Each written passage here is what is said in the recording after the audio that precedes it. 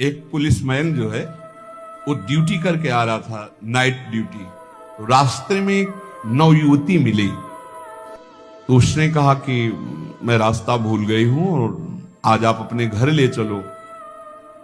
उसका ब्याह हुआ नहीं था, पवित्र भाव से वो घर ले गया। जब घर में ले गया तो फिर उसका पवित्र भाव हो गया उस युवती का।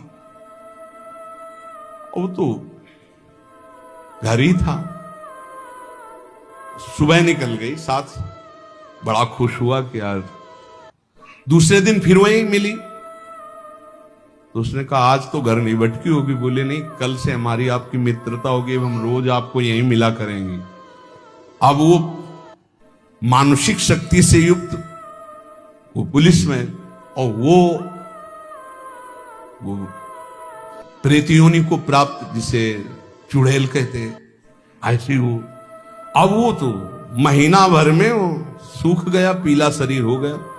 वैद्य के पास गया तो वैद्य ने कहा कि ऐसी दशा किसी शारीरिक सहवास से नहीं होती, तुम्हारा कोई मतलब एक अलौकिक शक्ति है जो तुम्हारा शोषण कर रही, वो स्त्री नहीं है।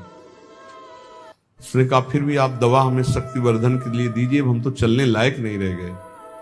तो पुरानी रद्दी में कहीं गीता जी के कोई परिचय में श्लोक जैसे लिखे तो पुराने उसमें गीता जी के श्लोक, उसमें उसने पुड़िया बना वो पुड़िया ऐसे डाल ली, और उसने जाके गुस्सा में दरवाजा बंद कर लिया कि आज से हम मिलेंगे ही नहीं, हमारा तो जीवन ही बर्बाद हो गया। तो देखा पार्श्व में बैठी, उसके होश उड़ गए। उसने कहा कि आप कौन हो, कहां से आई हो? वह इतने दिन से मिल रहे, अभी ये नहीं जान रहे कौन हो? बोले कहां से आए हो?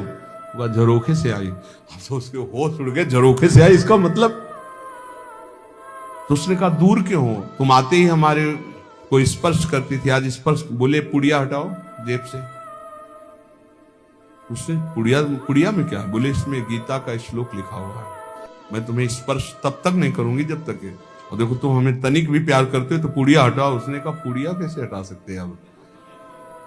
उस दिन वो बैठी रही पर स्पर्श नहीं हुआ, और समय आने पर चली गई। दूसरे दिन उसने गीता का पूरा जेब में रख लिया, और जहां आती ना यदा यदा धर्मस्य ग्लानिर्भवति, आना ही बंद हो गया।